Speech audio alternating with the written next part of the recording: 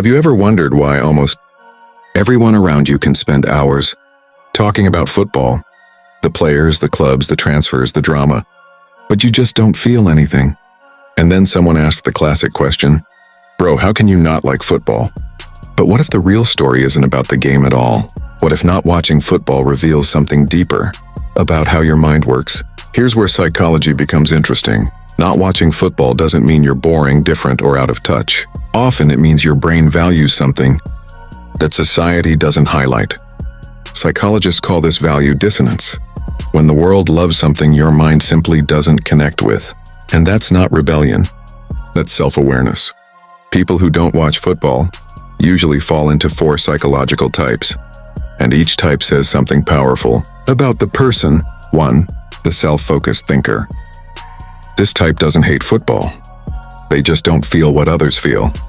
Their brain isn't wired for group excitement. When others scream at a goal, they wonder, why should I invest emotion in something that doesn't change my life? These people have low external validation needs. They don't rely on shared hype.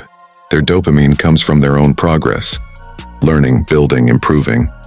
To others, they seem distant, but in reality, they are independent minds who don't chase belonging through sports. 2. The disillusioned observer. This person once cared. They watched matches, memorized players, felt every win and loss, until one day the illusion broke.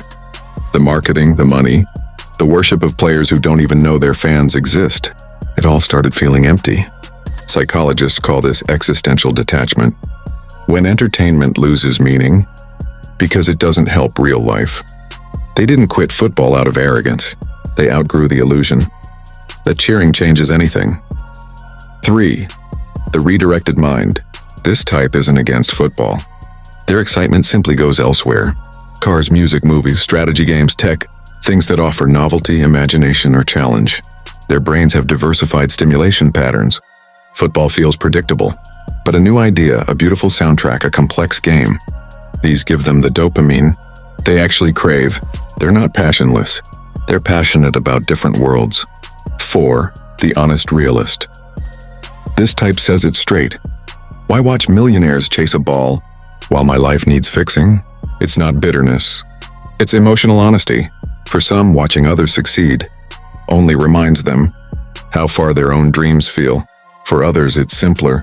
Football just doesn't solve anything. They're not cold. They're practical. They protect their energy from things that give nothing back. So maybe it's not that you don't like football. Maybe you just see life differently. When your mind is focused on building, learning, creating, it becomes hard to feel excitement for watching someone else's story. So which one are you? The thinker? The observer? The redirected mind? The realist? Or maybe a mix of them all? If this made you think differently, you're in the right place. We talk psychology, mindset, and the deeper reasons behind human behavior. So hit subscribe, drop a like, and share your type in the comments.